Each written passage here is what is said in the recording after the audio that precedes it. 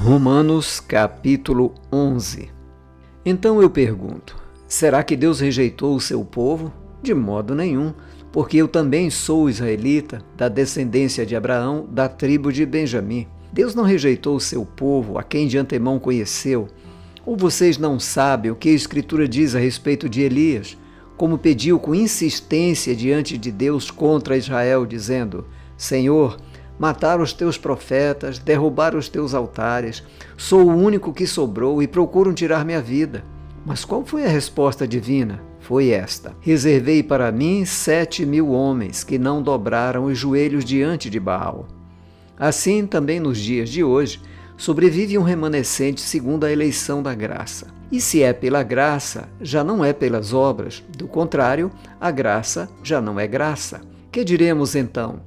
O que Israel buscava, isso não alcançou, mas a eleição conseguiu isso. Os demais foram endurecidos, como está escrito: Deus lhes deu um espírito de profundo sono, olhos para não ver e ouvidos para não ouvir, até o dia de hoje.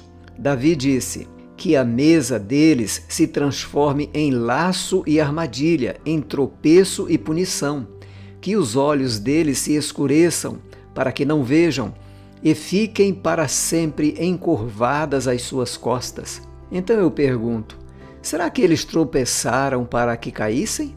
De modo nenhum, mas pela transgressão deles a salvação chegou aos gentios, para fazer com que os judeus ficassem com ciúmes. Ora, se a transgressão deles resultou em riqueza para o mundo, e a diminuição deles resultou em riqueza para os gentios, quanto mais a plenitude deles. Dirijo-me a vocês que são gentios, visto que eu sou apóstolo dos gentios, glorifico o meu ministério, para ver se de algum modo posso fazer com que os do meu povo fiquem com ciúmes e alguns deles se salvem. Porque, se o fato de eles terem sido rejeitados trouxe reconciliação ao mundo, que será o seu restabelecimento, senão vida dentre os mortos? E se forem santas as primícias da massa, igualmente será santa a sua totalidade. Se for santa a raiz, também os ramos o serão. Se, porém, alguns dos ramos foram quebrados, e você, sendo oliveira brava, foi enxertado no meio deles e se tornou participante da raiz e da seiva da oliveira, não se glorie contra os ramos, mas, se você se gloriar, lembre que não é você quem sustenta a raiz, mas é a raiz que sustenta você. Então você dirá: alguns ramos foram quebrados para que eu fosse enxertado. Correto. Eles foram quebrados por causa da incredulidade. Mas você continue firme mediante a fé.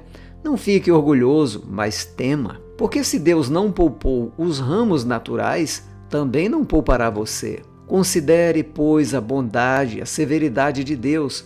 Para com os que caíram, severidade, mas para com você, a bondade de Deus, desde que você permaneça nessa bondade. Do contrário, também você será cortado. Eles também, se não permanecerem na incredulidade, serão enxertados, pois Deus é poderoso para os enxertar de novo. Pois, se você foi cortado daquela que, por natureza, era uma oliveira brava, e contra a natureza foi enxertado numa oliveira boa, quanto mais esses, que são ramos naturais, serão enxertados na sua própria oliveira.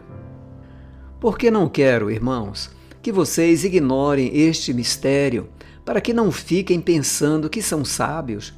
Veio um endurecimento em parte a Israel, até que tenha entrado a plenitude dos gentios. E assim todo Israel será salvo, como está escrito: o libertador virá de Sião e afastará de Jacó as impiedades.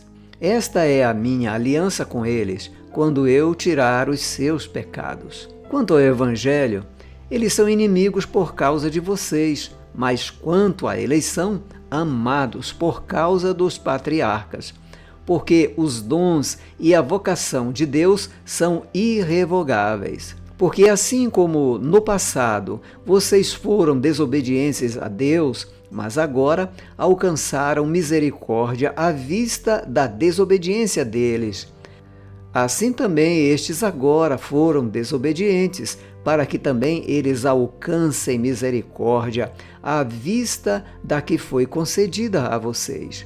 Porque Deus encerrou todos na desobediência, a fim de mostrar a sua misericórdia a todos.